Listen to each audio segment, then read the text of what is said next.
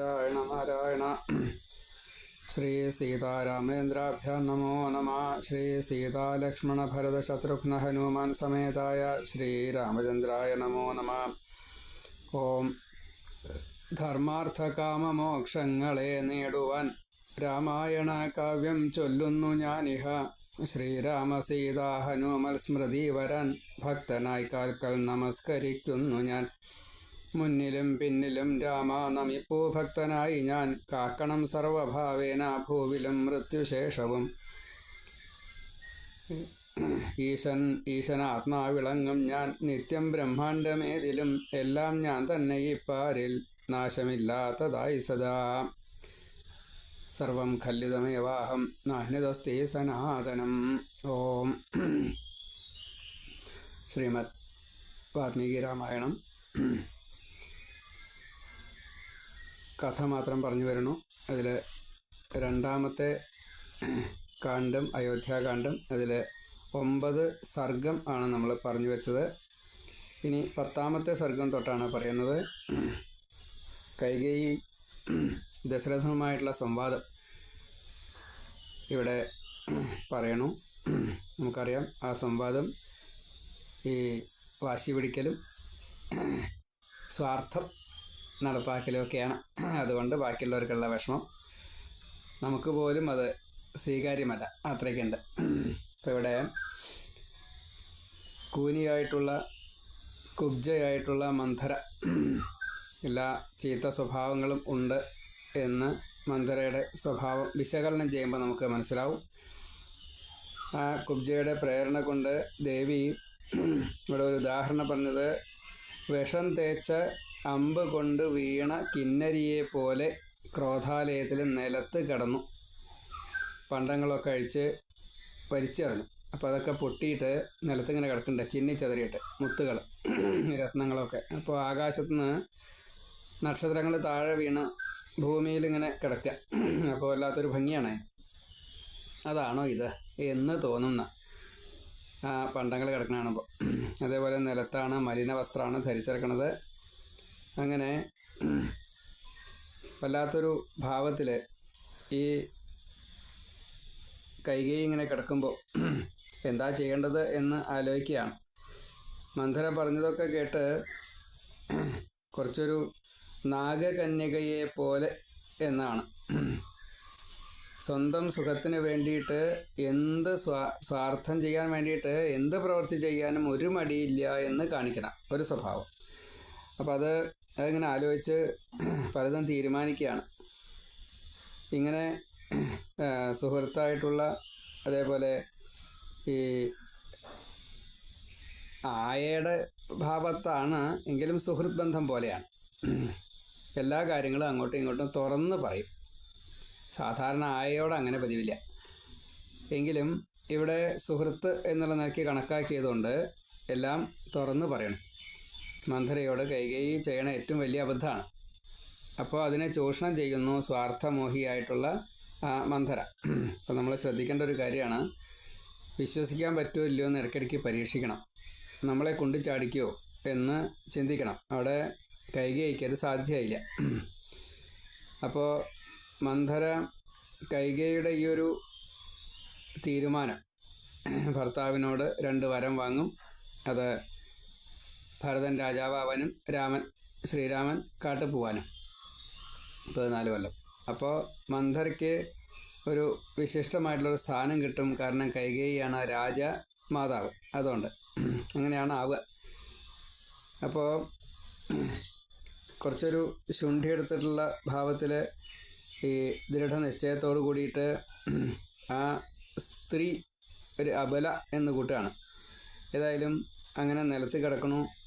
അങ്ങനെ ആഭരണങ്ങളൊക്കെ തന്നെ വലിച്ചെറിഞ്ഞ് മലിന വസ്ത്രധാരിയായിട്ട് ഒരു ചൈതന്യം ഇല്ലാതെ മറ്റേ എങ്ങനെയൊക്കെയാണോ മറ്റുള്ളവരെ കണ്ടു കഴിഞ്ഞാൽ ഒരു അനുകമ്പ തോന്നുന്നത് അല്ലെങ്കിൽ ഒരു വിഷമം തോന്നുന്നത്, ആ രീതിയിലാണ് കിടപ്പ്. ഇവിടെ ദശരഥ മഹാരാജാവ് രാമൻ്റെ അഭിഷേകത്തിന് വേണ്ടിയിട്ട് എല്ലാ കാര്യങ്ങളും ഏർപ്പാട് ചെയ്തു. എല്ലാവരോടും പിരിഞ്ഞു പോകാൻ അനുവാദം കൊടുത്തു. രാജാവും അതേപോലെ തൻ്റെ വാസസ്ഥലം അത് മിക്കവാറും കൈകേയിയുടെ അടുത്താണ്. അപ്പോൾ കൈകേയിയുടെ അടുത്തേക്ക് ചെല്ലാൻ വേണ്ടിയിട്ട് ശ്രമിക്കുന്നു. അവിടെ പ്രത്യേകം പറയുന്നുണ്ട്, ഏറ്റവും ഇഷ്ടമായിട്ടുള്ള പത്നിയും കൈകേയിയാണ്. ഇതേപോലെ എന്തെങ്കിലുമൊക്കെ പ്രധാനപ്പെട്ട വാർത്തകൾ വല്ലതും ഉണ്ടെന്ന് വെച്ചാൽ അത് പറയുക കൈകേയിയോടാണ്. അതിന് ശേഷമേ കൗസല്യോടൊക്കെ പറയാറുള്ളൂ.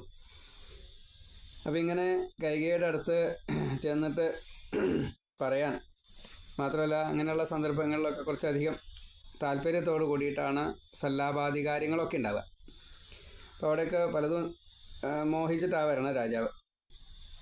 അപ്പോൾ രാജാവ് ഈ വെള്ളമേഘങ്ങളോട് കൂടിയ ആകാശം, അവിടെ രാഹുയുക്തമായിട്ടുള്ള ചന്ദ്രൻ എന്നുവെച്ചാൽ ഗ്രഹണം വരാൻ പോകുന്ന ആ ഭാവത്തിൽ ചന്ദ്രൻ അപ്പുറത്ത് ഇങ്ങനെ നിൽക്കുകയാണ്, രാഹു ഇങ്ങനെ വന്നുകൊണ്ടിരിക്കുകയാണ് മറക്കാൻ വേണ്ടിയിട്ട്.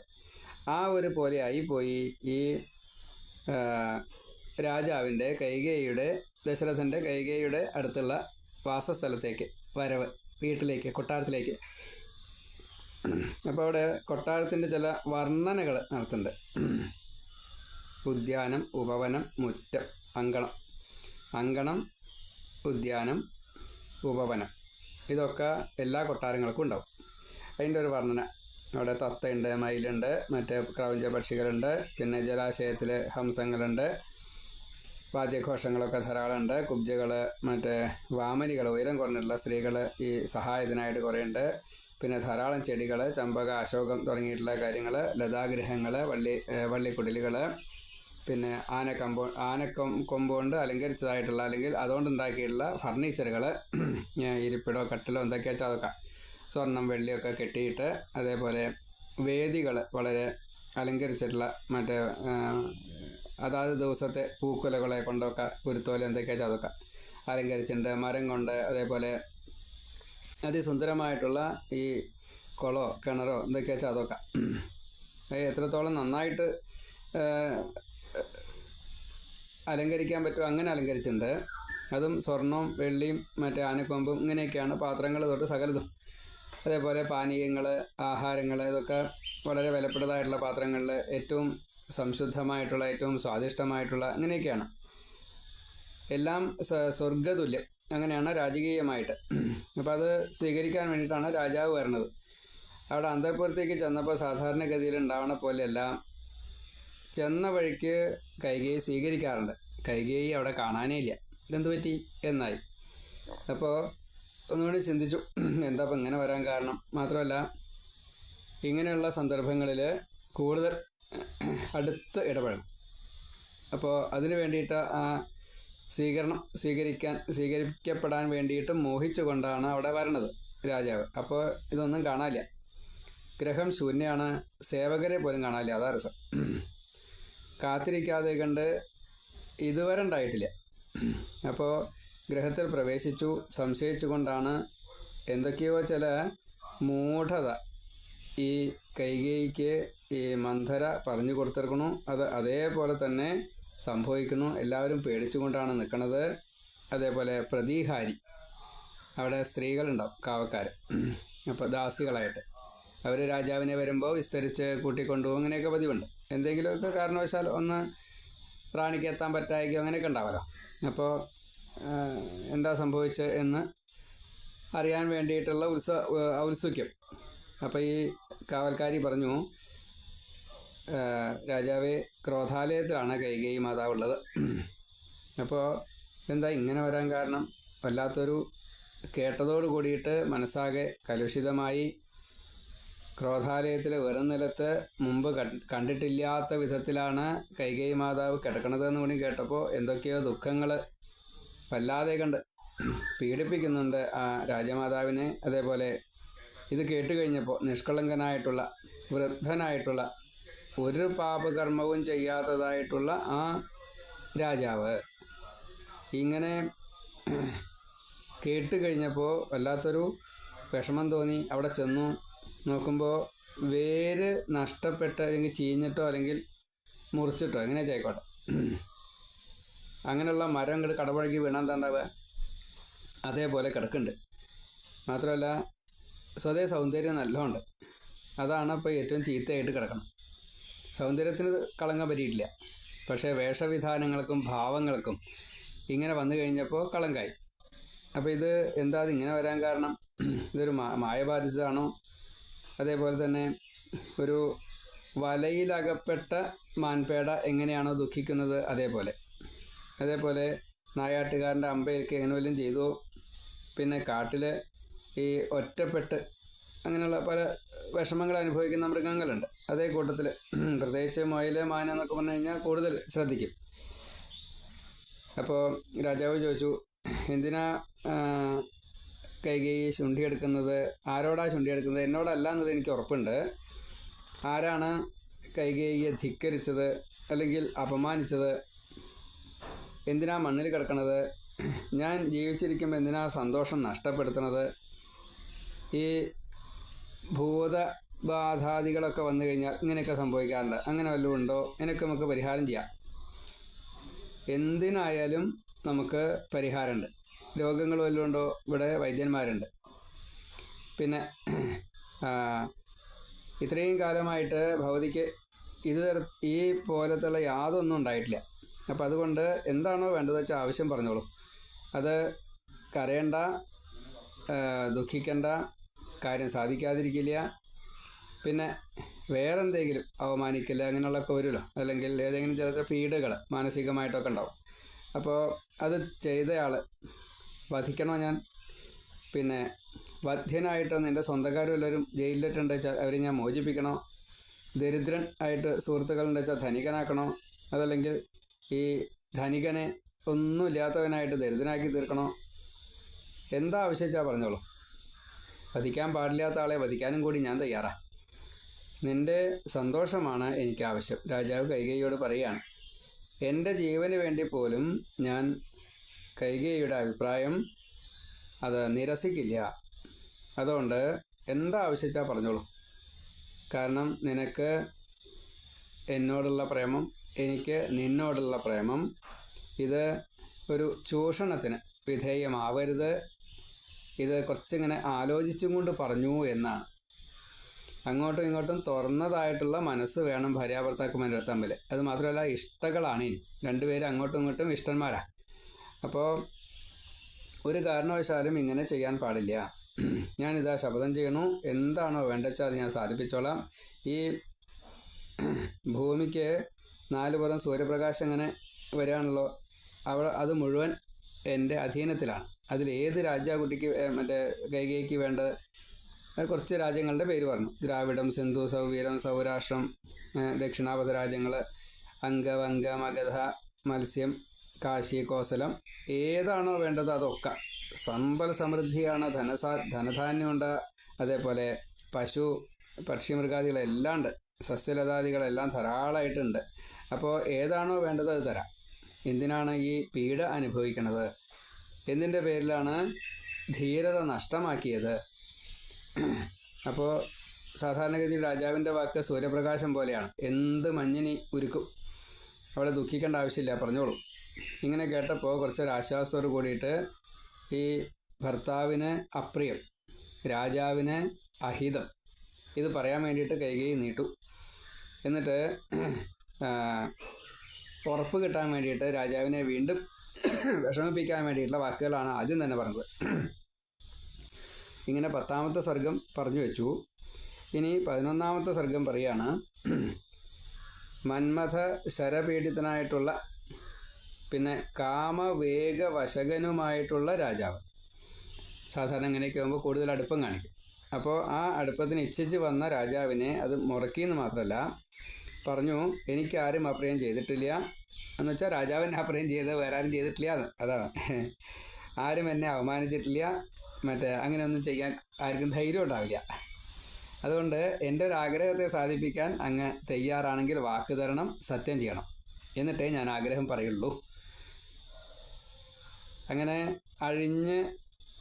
മുടിയൊക്കെ കഴിച്ചിട്ടാണ് കിടക്കണതേ. അപ്പോൾ അതൊക്കെ ഒന്നിങ്ങനെ കോതി ഒതുക്കി എന്നിട്ട് പറയാൻ വേണ്ടിയിട്ടുള്ളൊരു ഒരുക്കം എന്ന നിലയ്ക്ക് പറയാൻ നിൽക്കുകയാണ്. സത്യം ചെയ്യിക്കാൻ വേണ്ടിയിട്ട് സത്യം ചെയ്യൂ എന്നിങ്ങനെ പറയുകയാണ്. അങ്ങനെ കേൾക്കാൻ നിൽക്കുക. അപ്പോൾ രാജാവ് പറഞ്ഞു, നീ ഒരു ശുണ്ഠിക്കാരി തന്നെയാണല്ലോ. നിന്നെ പോലുള്ളൊരു സ്ത്രീകൾക്ക് എന്നിൽ നിന്ന് ഇത്രയും ശാഠ്യം പിടിക്കേണ്ട കാര്യം എന്താള്? നിന്റെ അടിമയല്ലേ ഞാൻ? എനിക്ക് രാമനേക്കാൾ പ്രിയപ്പെട്ട വേറൊരു പുരുഷനില്ല. നിന്നെ പോലെ ഒരു സ്ത്രീ അല്ലാതെ കണ്ട്, അല്ലെങ്കിൽ നീയാണ് എനിക്ക് ഏറ്റവും ഇഷ്ടമായിട്ടുള്ള സ്ത്രീ. ഇപ്പോൾ കൈകേയിയും രാമനും, ഇത് രണ്ടും ഞാൻ ഉപേക്ഷിക്കില്ല. എന്താ വേണ്ട വെച്ചാൽ പറഞ്ഞു. അപ്പോൾ എനിക്ക് പ്രാണനേക്കാൾ വലിയതാണ് ഈ രണ്ടുപേരും. എന്തിന്? മറ്റുള്ള പുത്രന്മാരെക്കാട്ടിലും കൂടുതൽ ഇഷ്ടം രാമനാണ്, മറ്റുള്ള പത്നിമാരെക്കാളും ഇഷ്ടം നിന്നെയാണ്. അപ്പോൾ ഇനി ഒരു മുഹൂർത്തം പോലും ദുഃഖിക്കണ്ട. ഞാൻ എന്താ ശപഥം ചെയ്യണു, എന്താ വേണ്ട വെച്ചാൽ പറഞ്ഞോളൂ, സാധിപ്പിച്ചു തരാം. പിന്നെ നിൻ്റെ ഈ ആഗ്രഹം അത് നിൻ്റെ മനസ്സിനെ വല്ലാതെ കണ്ട് വേദനിപ്പിക്കുന്നുണ്ട്. ഇപ്രകാരമുള്ള ഒരു കാര്യം വരാനുള്ള കാരണം എന്താ? ഇപ്പോഴും എനിക്ക് മനസ്സിലായിട്ടില്ല, വേഗം പറയൂ. എന്താ വെച്ചാൽ പറഞ്ഞോളൂ.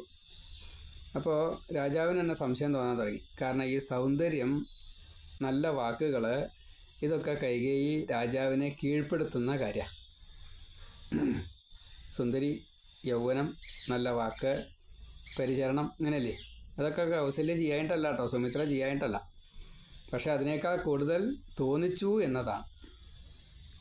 ഏതായാലും അത് എനിക്കൊരു വീക്ക്നെസ് ആയോ, ലൂപ്പ് ഹോള് അതാണോ എന്നിങ്ങനെ സ്വയം രാജാവ് ചിന്തിച്ചു എന്നാണ്.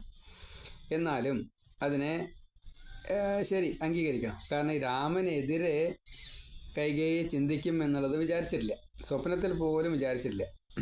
അപ്പോൾ ഇങ്ങനെ ശപഥം ചെയ്തു, എന്താ വെച്ചാൽ തന്നോളാമെന്ന് ഏറ്റു.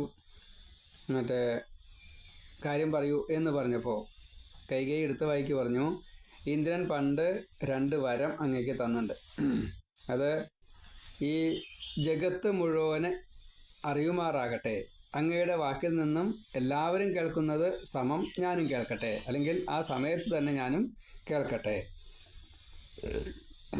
ഞാൻ പറയാൻ പോകുന്ന കാര്യങ്ങൾ ഭൂതങ്ങളായാലും ഭൂമിയായാലും അതേപോലെ ദേവതകളായാലും രാത്രി പകല തൊട്ടുള്ള 18 സാക്ഷികളെ പറയാൻ.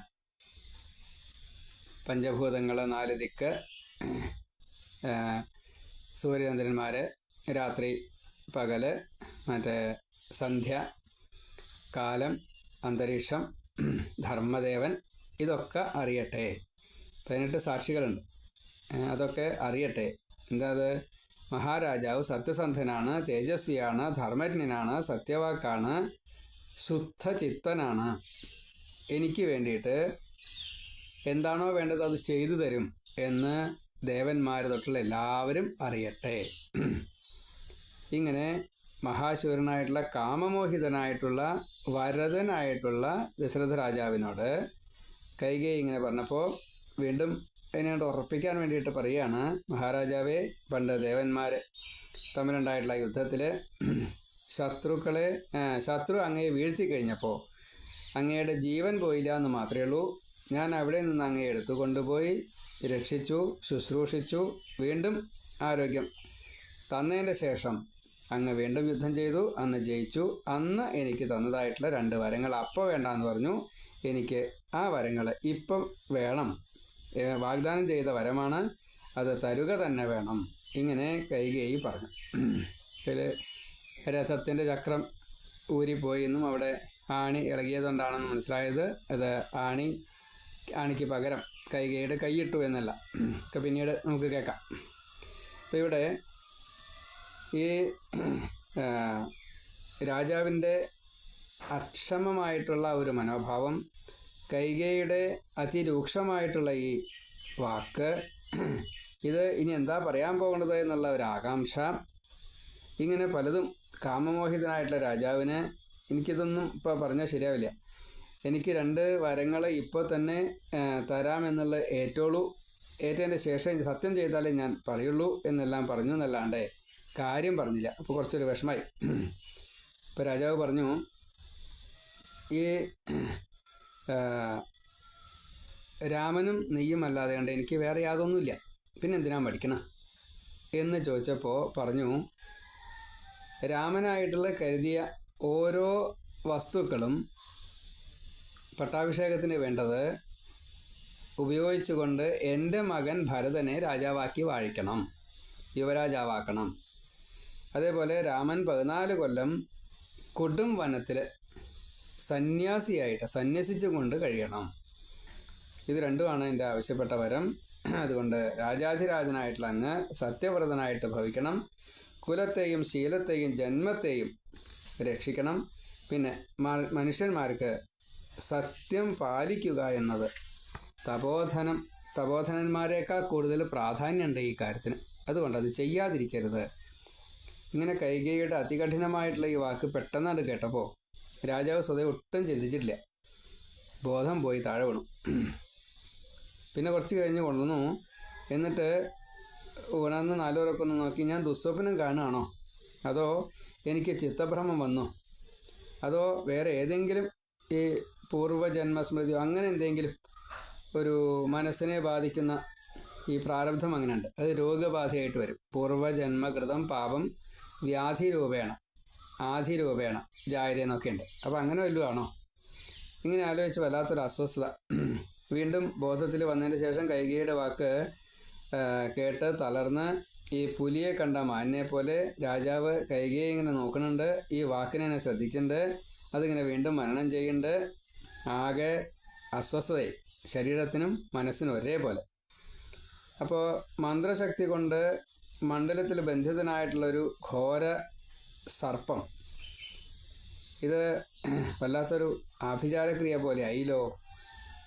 ഇങ്ങനെ കഷ്ടം വെച്ചുകൊണ്ട് ഈ ശോകത്തിനും കോപത്തിനും അടിമയായിട്ടുള്ള ഈ കൈകേയിയോട് വളരെയധികം ദുഃഖിതനായിട്ടുള്ള രാജാവ്, അപ്പോൾ അവിടെ ക്രോധം പാടില്ല, എന്നാലും ക്രോധം വരികയും ചെയ്തു. ദുഃഖം ഉണ്ടായി, ക്രോധം ഉണ്ടായി. രാജാവ് പറഞ്ഞു, നീ ദുഷ്ടയാണ്, ദുർനർത്തക്കാരിയാണ്, പാപശീലയാണ്. ഈ കുലത്തെ നശിപ്പിക്കാനുള്ള ഉദ്ദേശം എന്തിനിപ്പോൾ ചെയ്യണു? ഞാനോ രാമനോ നിനക്ക് എന്തെങ്കിലും ദോഷം ചെയ്തിട്ടുണ്ടോ? രാമൻ നിന്നെ സ്വന്തം അമ്മയായിട്ടല്ലേ കരുതണത്. അങ്ങനെയുള്ള രാമന് അനർത്ഥം വരുത്താൻ നീ എന്തിനായി ഒരുങ്ങിയത്? ഘോരവിഷമുള്ള ഒരു വ്യാളി അല്ലെങ്കിൽ മഹാസർപ്പം, ആ ഒരു രീതിയിൽ ഇപ്പോൾ നീ എന്തുകൊണ്ട് ഇങ്ങനെ പെരുമാറുന്നു? എല്ലാ ആളുകളും രാമൻ്റെ ഗുണഗണങ്ങളെ പാടിപ്പുകഴ്ത്തുന്നു. അതേപോലെ ഈ എന്ത് കുറ്റം കൊണ്ടാണ് രാമനെ എനിക്ക് ഉപേക്ഷിക്കാൻ സാധിക്കുക? കൗസല്യയും സുമിത്രയും ഈ രാജ ഐശ്വര്യവും എന്തിനെ വേണമെങ്കിലും ഞാൻ ഉപേക്ഷിക്കാം, പക്ഷേ രാമനെയും നിന്നെയും ഉപേക്ഷിക്കാൻ വയ്യ. അപ്പോൾ രാമനോട് ഇത്രയും കൂടുതൽ താല്പര്യമുണ്ട്. അതേപോലെ മൂത്തപുത്രനാണ്, രാമനാണ് രാജാധികാരം. അതുകൊണ്ട് ഈ രാമൻ്റെ പ്രീതിക്ക് വേണ്ടിയിട്ട് ഞാനും എന്തെങ്കിലും ചെയ്യാൻ ആഗ്രഹിക്കുന്നു. നിനക്കതറിയാലോ, നീയും അങ്ങനെ ആഗ്രഹിച്ചേർന്നല്ലോ. പിന്നെ എന്തുകൊണ്ട് ഇപ്പം ഇങ്ങനെ സംഭവിച്ചു? സൂര്യനില്ലാതെ കണ്ട് ഈ ലോകം, അതേപോലെ വെള്ളം ഇല്ലാതെ കണ്ട് ഈ ലോകം, സസ്യജാലങ്ങൾ, അതേപോലെ ജീവജാലങ്ങൾ ഒരു പക്ഷേ നിലനിന്നേക്കാം.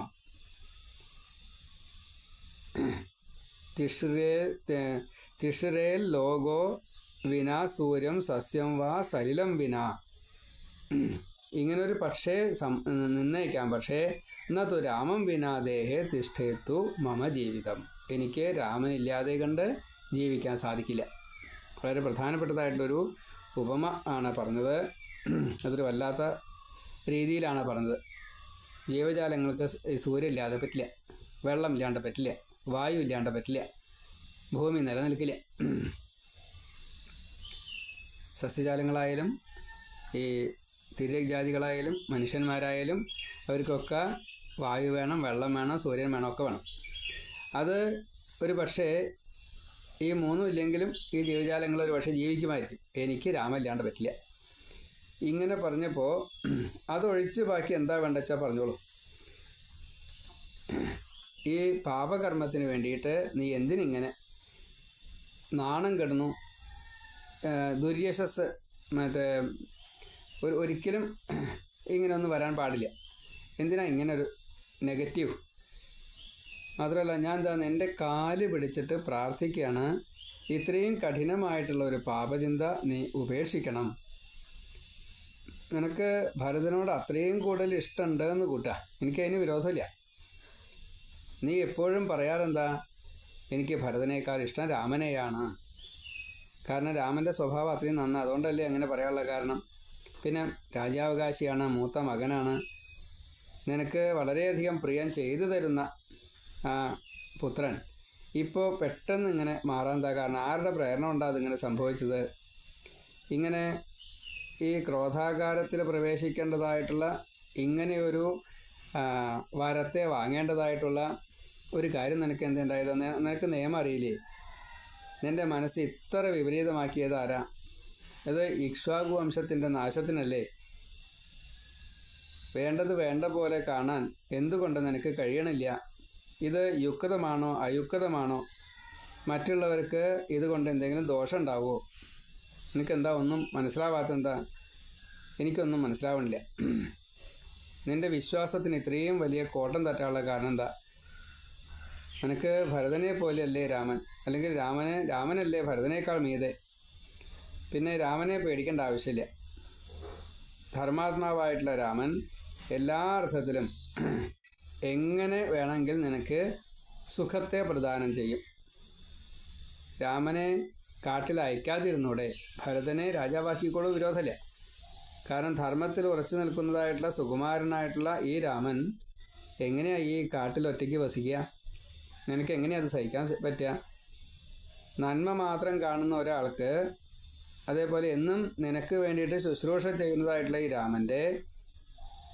രാമൻ്റെ ഈ ഒരു വിഷമത്തെ എങ്ങനെ നീ അത് സാധിച്ചെടുക്കണോ? അല്ലെങ്കിൽ ഇങ്ങനെ ഒരു ആവശ്യം പറയാനുള്ള കാരണം എന്താ? രാമൻ്റെ വനവാസം നിനക്ക് എന്ത് ഗുണമാണ് തരിക?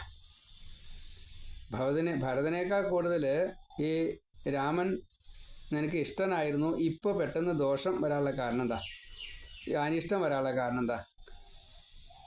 ഗൗരവപ്പെട്ടതായിട്ടുള്ള മാതൃകാപരമായിട്ടുള്ള വാക്ക്, അതിനടുത്തുള്ള പ്രവൃത്തി, ഇത് ശ്രേഷ്ഠനായിട്ടുള്ള ജ്യേഷ്ഠനായിട്ടുള്ള രാമൻ നിനക്ക് വേണ്ടിയിട്ട് കൂടുതൽ എപ്പോഴും സേവനം ശുശ്രൂഷ എന്ന ഭാവത്തിൽ ചെയ്തു തരുന്നുണ്ട്. ഇത്രയും കാലം ചെയ്തിട്ടുണ്ട്.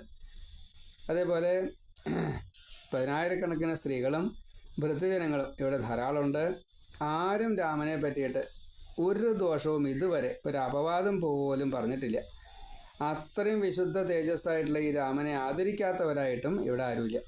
അപ്പം ഇങ്ങനെ ചെയ്യുമ്പോൾ നിനക്ക് വലിയ യശസ് നാശല്ലേ വരിക? സത്യം കൊണ്ട് ഈ ലോകത്തെയും ദാനം കൊണ്ട് ദീനരെയും ശുശ്രൂഷ കൊണ്ട് ഗുരുജനങ്ങളെയും യുദ്ധത്തിലെ ശസ്ത്രം കൊണ്ടും കീഴടക്കും സാധാരണ ശത്രുക്കളെ.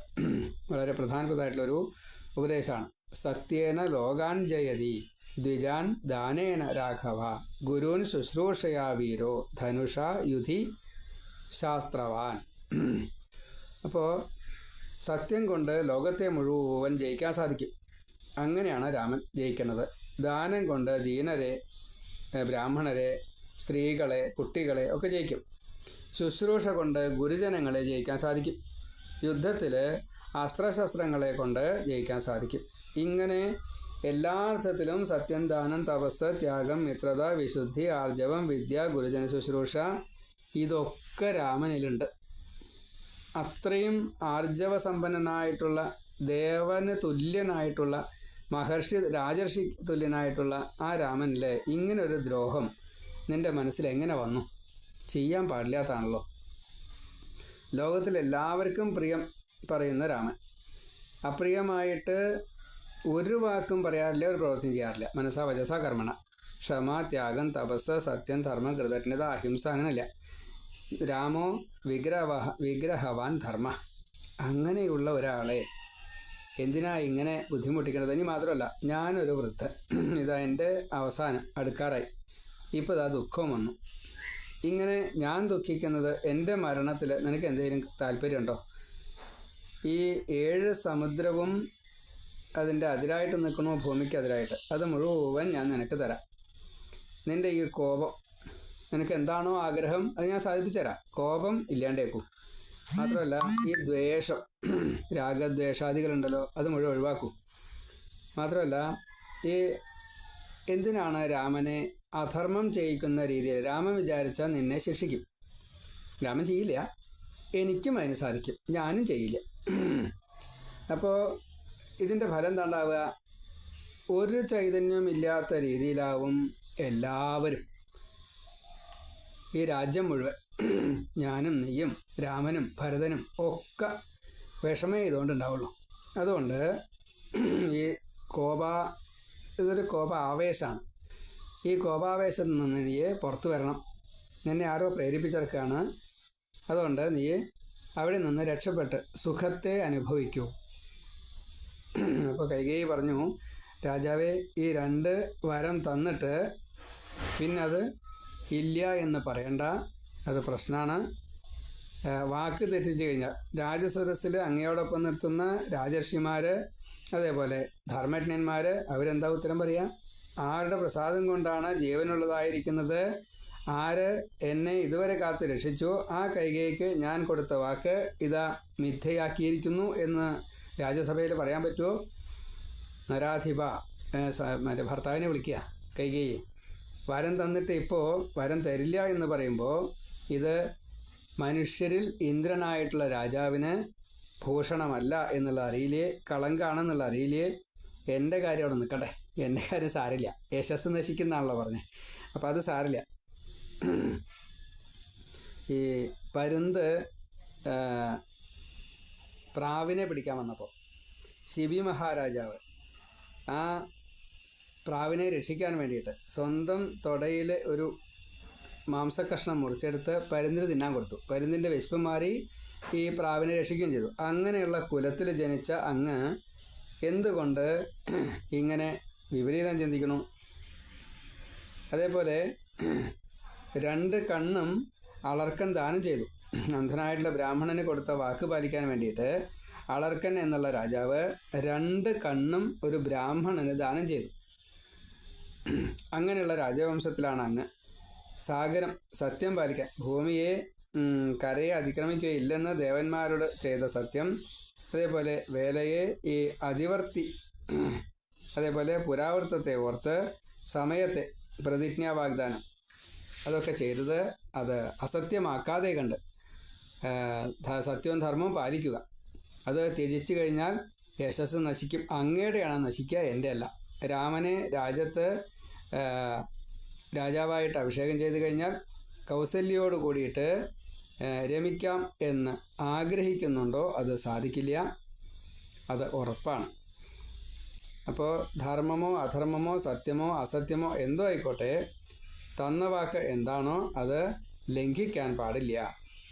ഞാൻ ഇപ്പോൾ തന്നെ അങ്ങയുടെ മുമ്പിൽ വെച്ച് വിഷം കുടിക്കും, അതല്ല വെച്ചാൽ ഞാൻ എൻ്റെ ശരീരത്തെ ഉപേക്ഷിക്കും.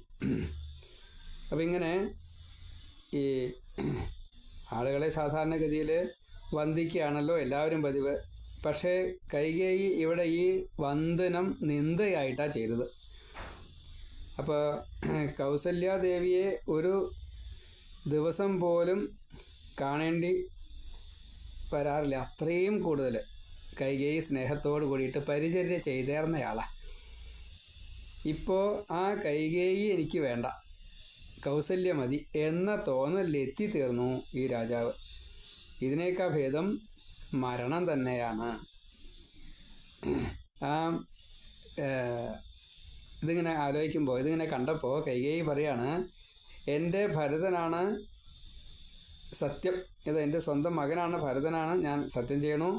രാമൻ്റെ ഈ വനവാസത്തിൽ നിന്ന് ഒരു ലെവലേശം ഞാൻ അതിൽ നിന്ന് വിട്ടുപോരില്ല. എൻ്റെ രാമനെ രാജാവായിട്ട് അഭിഷേകം ചെയ്യാതെ കണ്ട് ഞാൻ സമ്മതിക്കില്ല. ഇങ്ങനെ കൈകേയി വാക്കുവാദങ്ങൾ കുറച്ചു നേരം മിണ്ടാണ്ടിരുന്നു. രാജാവാണെച്ചാൽ ഇടയ്ക്ക് മോഹാലസ്യപ്പെടും, വീണ്ടും ഉണരും, പിന്നെ കുറേ കരയും, പലതും പറയും. പക്ഷേ ഇതൊന്നും ആ കൈകേയിക്ക് മനസ്സിന് യാതൊരു തരത്തിലുള്ള ചാഞ്ചല്യവും ഉണ്ടാക്കിയില്ല. ഇതിൽ ജ്വരമായിട്ട് നിൽക്കുക രാജാവ് ഭരതൻ. രാമൻ 14 കൊല്ലം സന്യാസിയായിട്ട് കാട്ടിൽ, അപ്പോൾ തപസ്യായിട്ട് വേണം മരവരിയും അങ്ങനെയുള്ള ഏർപ്പാട്. ആയുധെടുക്കാൻ പാടില്ല, ആയുധെടുക്കാൻ പാടില്ല എന്നുള്ളത് അവിടെ വിഷയമല്ല. കാരണം കാട്ടിൽ സ്വയരക്ഷയ്ക്ക് ആയുധെടുക്കണമല്ലോ, രാജാവ് അങ്ങനെയാണ്. അപ്പോൾ അതികഠിനമായിട്ടുള്ള ഈ വാക്ക് അത് സഹിക്കാൻ പറ്റാത്ത രീതിയിൽ ഇങ്ങനെ കേട്ടുകൊണ്ടിരിക്കുകയാണ്. അതിങ്ങനെ ആലോചിച്ചു കൊണ്ടിരിക്കുകയാണ്. രാജാവ് സ്തബ്ധനായിരിക്കുന്നു. അതേപോലെ തന്നെ ഈ വജ്രം പോലെ ഹൃദയം പിളർക്കുന്നതായിട്ടുള്ള ഈ വാക്ക് അതിനെ മനനം ചെയ്യുമ്പോൾ എത്രയാണ് ഈ കൈകേയിയുടെ ദൃഢനിശ്ചയം, അതേപോലെ ഇതിനെ മറികടക്കാൻ ഞാൻ കൂട്ടിയാൽ പറ്റില്ല എന്നുള്ള ഒരു തോന്നലിന് വന്നപ്പോൾ രാമ രാമ രാമ രാമ രാമ എന്ന് പറഞ്ഞുകൊണ്ട് രാമനാമം ജപിക്കുകയാണോ എന്ന് തോന്നും. അപ്പോൾ സ്വന്തം അത്ര ആയിട്ടില്ല, രാമനാമം ജപിക്കാറായിട്ടില്ല ഇവിടെ. കാരണം രാമൻ ഈശ്വരനാണെന്നുള്ള രീതിയിൽ ഇപ്പോൾ ലോകം അറിയപ്പെട്ടിട്ടില്ല. എങ്കിലും രാമ രാമ രാമ രാമ ആ പറഞ്ഞുകൊണ്ട് ജപിച്ചുകൊണ്ട് രാമനാമം ജപിച്ചുകൊണ്ട് മനസ്സിന് വല്ലാതെ കണ്ട് ഈ എത്ര വിഷമമുണ്ടായി ചോദിച്ചാന്ന് വെച്ചാൽ അത്രയും വിഷമം. ഇങ്ങനെ ദീനദീനം അതിങ്ങനെ കരഞ്ഞുകൊണ്ടെന്നോ എങ്ങനെയാ പറയേണ്ടത് ചോദിച്ചാൽ അറിയില്ല. നല്ലത് എന്ന് നിനക്ക് തോന്നലുളവാക്കിയ ഈ ഒരു അനർത്ഥം നിനക്ക് ഉപദേശിച്ചയാള് നിന്റെ ശത്രുവാണ് എന്ന് നീ അറിയൂ. ഇതൊരു ഭൂതബാധ തന്നെയാണ്.